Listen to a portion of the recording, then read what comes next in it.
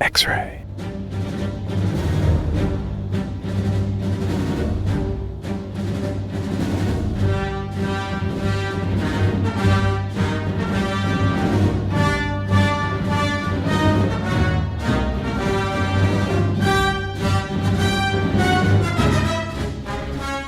Brilliant John Williams soundtrack. I actually owned the album from the soundtrack from the first film when I saw it when I was 12. Oh, wow. Yeah. So, I'm Christine Alexander. You're listening to Xray FM. My guest co-host, Ed Hill. Okay, that's Star Trek. We're talking Star Wars. Okay. Oh, my God. With us is Macy Bishop. She is with the 501st Legion, known as Vader's Fist. It's a volunteer-run organization dedicated to bringing costume enthusiasts together under a collective identity. They support the promotion of Star Wars through building and wearing quality costumes of the Galactic Empire.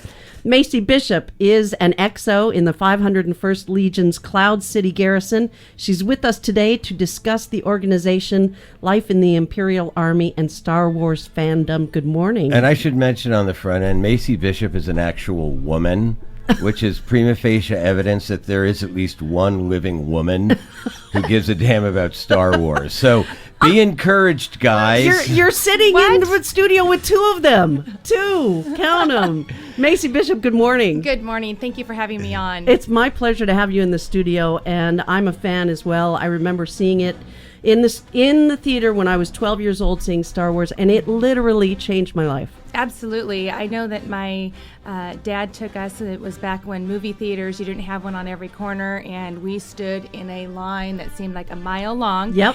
And that wasn't to see that showing, it was to see the showing like two away. Right, exactly. So. And I remember one of the things that was profoundly important to me about Star Wars was the introduction of the Force. And it was a religious experience for me because I had been raised a Catholic, and even at 11, 12 years old, I wasn't sure if I believed in God. Mm-hmm. And then I heard the Force, and I thought, oh my God, that is what I believe in. The idea that all things are connected, all people are connected, and we are all part of the same spirit. Sure, absolutely. In effect. Absolutely. So we can get into the Force later. Okay. But first, I want to talk to you about the 501st Legion. Okay. Tell me, what is the 501st Legion? The 501st Legion and Rebel Legion, because we have the dark and the light side, of course. Good to know. And I am part of both. Oh. It came back, it started in 1997, and it started with some fellas who wanted to make the Stormtroopers, and they caught on, and George Lucas said, hey, what's going on over there? And said, okay, well, you can go ahead and do this as long as it's going to be for charity. And that has grown to more than, I believe it's 10,000 members worldwide. We're in over 50 countries. So we are considered the local chapters of the 501st and Rebel Legion. So the Oregon is Cloud City Garrison and Kashyyyk Base. And so I am the XO of Kashyyyk Base. And I also handle all the PR for us as well. Now, that's interesting to me. So George Lucas actually gave you permission and said, as long as you do it for charity. Is that why it's the 501st Legion, that it's a charitable organization? It is a charitable. Everything that we do is 100% charity. So anything that you see us at, if you see money being raised, we receive zero funds. This is a group of fans that just absolutely love Star Wars, and we make costume quality outfits that are actually approved. There's an approval process you go through, and those have been set by the standards that are of movies. So we should be able to walk onto a movie set and look just like the character. Wow, yes. That is fascinating. So do you dress up as a stormtrooper, or what do you particularly like to portray? The characters that I do are, of course, the ceremonial Leia, which is at the end where she places the medals on Han and Luke. I also do... And Chewie. Well, Yeah. Doesn't Chewie get a medal? Chewbacca does not get a medal. Are you kidding? I know. Out of all the things that they didn't fix and add, they didn't add Chewbacca getting a medal. I didn't remember that. I just assumed. No. That's racist. So, of course, I also do the everlasting cinnamon bun, as they call it, A New Hope. That was my first one that I did. I also do, of course, Slave Leia. Oh. Yes, that's one that I do. That's the one the guys I know, love. That's the one that they love. love. I also recently completed my Xray outfit, so I have a Xray now. Very cool. And then with my 501st, I actually am Juno Eclipse, which was Darth Vader's in the offshoots of Star Wars. That's Darth Vader's pilot. Oh, okay. That's something I wasn't familiar with. Did you have a question, Ed, or are you just listening intently? Well, I'm just waiting for. I mean, so we already established that there are at least 2 women in America Yes. who care about Star Wars. I'm just intently listening to hear mention of a third. Oh, you'd actually be surprised. We have over 100 active members, and I would say at least 30 of them, at least. Do you hear that, nerds? You aren't alone. See, here's what I think is the difference, Ed. When we were kids, when we were younger, it was mostly men. Oh, yeah. But now I think, with cosplay being so big and Comic-Con, I think there are a lot more women involved. And maybe it's the costume aspect of it that brought more women into the scene. What do you think? I think that's probably true. I mean, costuming is huge for me. I've always loved to dress up. It's It's so a lot of fun. fun. It is Yeah. fun. And Ed, I would really recommend that you come to Rose City Comic Con in a couple weeks in September here, and you'll see. Can I get fitted for a stormtrooper costume Well, those are by a actually female tailor? Oh, Ed. those are really the stormtroopers are really custom fitted. They come in and you have to be trimmed down and fit specifically for that. That would person. make sense. It seems like that type of a costume. Yes, it it's really hard plastic, and you need to. Oh, It wow. comes kind of standard, and then there's a lot of work that goes into doing a stormtrooper. fitting it. We're speaking with Macy Bishop. She's with the 501st Legion. It is a charitable organization. She's the XO in the Cloud City Garrison, which is the one here in Oregon. Yeah, I'm actually the XO of Kashyyyk Base. Steve Squire is our XO of Cloud City Garrison. He was actually one of the founding members of Cloud City Garrison here. I think it was like 15 years ago. How many now. chapters are there in the United States?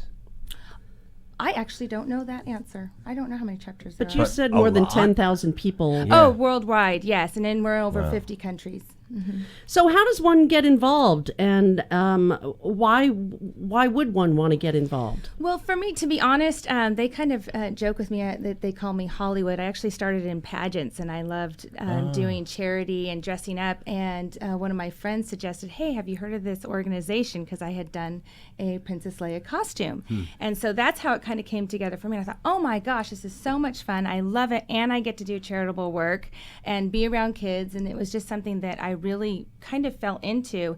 The way that somebody gets started is just having a love and a passion for Star Wars and saying, hey, that's something that I want to do, and I don't want to just go down to a particular store and just buy a costume. I really want it to be of quality. And usually we'll, at that point, with our lovely internet, somebody gets on and Googles or sees us at a Comic-Con or at birthday parties and say, how do I get into this? This is amazing. Yeah. We do Make-A-Wish and libraries and schools and Randall Emanuel Hospital over here for the children's.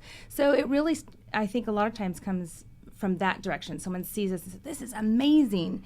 And the next thing you know, there you get on our forums, which is you can go on to StarWarsOregon.com, and that will lead you over to our forums, which would be Cloud City Garrison or Kashyyyk Base, and kind of lead you, what's the next step to becoming a member? So your get-togethers are usually some convention of some sort, or you mentioned hospitals and things like that? not conventions. In fact, we really only do a couple conventions a year. So far this year, we've already done 131 events. They can be any event really that anybody asks us to come to, birthdays, libraries, hospitals, parades, Make-A-Wish. We support them greatly. Dornbecker, anything that is really charity based. If we can go there, then we will show up, and there's usually some sort of donation involved. But that is always 100% given to that charity. I love that. That sounds really cool. If It I is. was a kid sick in the hospital, to be able to have a stormtrooper come in or Princess Leia come in, I think that would be fantastic. It- Do you do any other characters besides stormtroopers and Princess Leia? Like, do you have a Chewie and Do you have a Han Solo? Not myself I don't- personally. yeah, I no, don't mean you. no. Oh, yeah, absolutely. We have a couple of Chewbacca's. We have some Darth Vaders. Several new recruits of stormtroopers, which is really amazing. We're in the Rose Parade, and it looked so great to see the lineup of stormtroopers and the Darth Vader coming down. It was pretty cool. Really fascinating. Yeah, and we have some really just we have our Jedis and R2D2s. We have some BB-8s being made, Rebel pilots. You probably name them, and we've probably got one of those characters. Yeah, That's so much fun. So our theme this week is space. How does being a stormtrooper or Leia part-time impact your views of space? What do you think? How do you? I mean, we all know about Star Wars. I mean, for me, in terms of its philosophy and what it represents, good and evil, light and dark, the fight for equality, things like. I mean, it has so many philosophical angles to it. But how do you see space? Has it affected your idea of the great out there, the great universe? The Big Bang Theory type thing. I think that for me, it just really, when you start looking at the sky, especially if you're out in Thai Valley or somewhere where you can really see the Milky Way, you go, wow, what's really out there? And you can kind of see all of these amazing cities and planets, and you kind of go, it's hard to say that we're the only ones out there. It is hard to say. Let's hope we don't get an Independence Day type of situation. Oh, don't scare me like that. Macy Bishop with the 501st Legion. So I want to get back to talking a little bit about Star Wars itself and the philosophy of it. I was very hesitant to go see the new movie. And when I did, I was actually pleasantly surprised. It was nostalgic. It sort of made me remember what kind of an effect the first few movies had on me, and the philosophy of the Force. And I remember, gosh, it was in the late 80s, I think. I remember watching Bill Moyers did a series of interviews with Joseph Campbell. And he talked about his connection with George Lucas. And I don't know if you're familiar with Joseph Campbell, but he wrote a book called The Power of Myth, and he wrote a book called The Hero's Adventure. And much of what we saw in Star Wars, especially in The Empire Strikes Back, the second film, was about that philosophy of the hero's adventure and what we all face in terms of our own personal spiritual growth. And he also talked about mythology, the power of myth, and how there are so many myths around the globe that are mirrors of one another. And he talked about comparisons with Jesus and Buddha, and how the myths of Jesus's immaculate conception is similar to the fact that Buddha was born of his mother's side, which both speak of the heart chakra. And so when I found out these deeper connections to George Lucas's writing of Star Wars, I was really much more impressed as an adult. And this is 20 years after seeing the movie. Right. So I realized that there were some really deep and profound things that went into the creation of the philosophy behind Star Wars. And I think that the new movie that we saw is getting back a little bit to those roots. What was your impression of the newest Star Wars movie? Absolutely. I think that all of us, and when I refer to all of us, I mean anyone of a Star Wars fan, we were looking and hoping for that connection again. And I remember a year ago, May, when they had the Star Wars Celebration, they released the newest trailer for it. And at the time, you could see at the very end, you see Han and Chewbacca come in. He says, "Chewie, we're home." And I remember I wasn't at Celebration. I work at an elementary school, and I had to wait for lunchtime to see this trailer. And I remember standing there with tears coming down my face and goosebumps, and a couple of people just looking at me, and they're like, "Wow, you really love Star Wars, don't you?" And I felt that again, and I was so excited to see it, and we all really had a lot of hope for this one, and that's exactly what we got. And kudos to JJ for really taking this task on, because he had some big shoes to fill. Shoes to fill. And I think that you're right about the forest. For me, it does come down to connection with people and how you feel that bond. I know in the Phantom Menace, when it came out, there was a lot of correlation with that, because Anakin, he didn't have a father, and there was no father, so there was a lot of that. So it's interesting that you brought that up. Yeah, well, I'm glad that I wasn't the only one who sort of felt that, and I'm looking forward.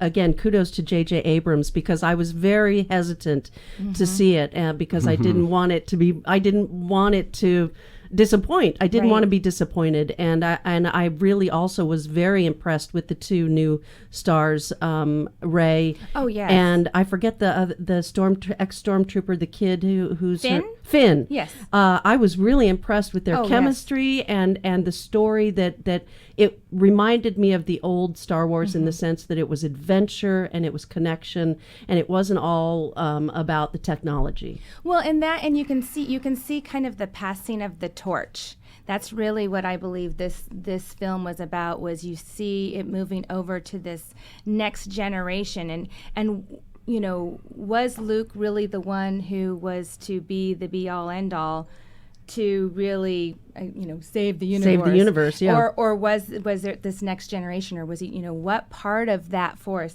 is it going to be? So we're really excited to see what's going on. Me too. Thank you so much for coming my in. pleasure. Macy Bishop is with the 501st Legion. It's a volunteer-run organization dedicated to bringing costume enthusiasts together under a collective identity. They do great work. And what's the website that our listeners can go to? They can go to StarWarsOregon.com. Okay, StarWarsOregon.com if you want to find out more. Thanks so much for being with us. Thank you so much for having me. I really had fun. It's my pleasure. All right. We will be right back, literally, with Craig Harrington with Media Matters for America. We're going to take a very quick break and be right back to talk to him. Thank you.